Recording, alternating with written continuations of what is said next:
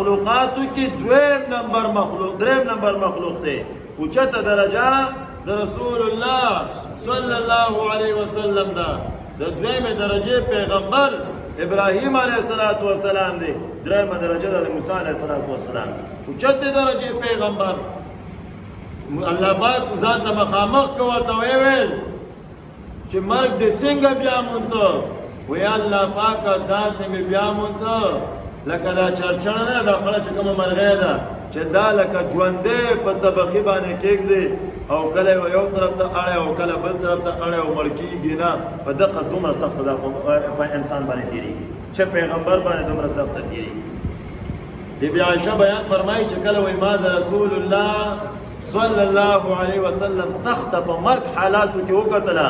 نو چرته مې بیا ځان دپاره سوال نه دی کړی چې خدایه پاکه په ما باندې ځم کدن سخته اسانه کړه حضرت صاحب داسې تکلیفونه زما او ستا مخې ته روان دي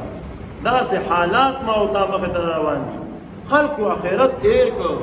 قبر د خلکو نه هیر شو صرف بس دنیا وای دنیا وای دنیا وای دنیا وای دنیا نه د حلال تمیز شته نه د حرام تمیز شته دا لوی وبال دی لوی وبال نو چا چې په حرامه باندې مال جمع کړی دی دا به د ځان نه اخوا کی هغې نه بعد به وایي چې توبه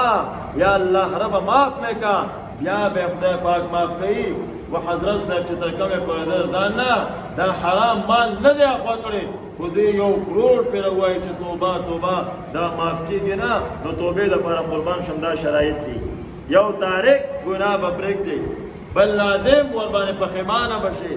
بل عازم آئنده کول د آئنده د نه کولو به کلکه اراده وکړي او حضرت صاحب کو د حقوق العباد سره تعلق اب ورکه کو حقوق الله سره تعلق موږ درنه قضا دی اول به قضا راوړي روزه درنه قضا ده اول به روزه قضا راوړي بیا به د هغې نه بعد و حضرت صاحبه الله پاک ته توبه وباسي نو الله پاک به توبه دا معاف کوي نو دا لوی د فضیلت والا ورځې دي نو په دې کې توبو اهتمام وکړئ رب ذوالجلال ته توبه وباسئ چې الله پاک هم معاف کړي اللہ پاک ہم قبر برابر کی اللہ پاک ہم آخرت برابر کی و حضرت صاحب ہم دی اس اللہ پاک منگو تاسو رضا بیا یو پیر زندگی تیر شوا بیا موتا اللہ پاک کشو رضا کوره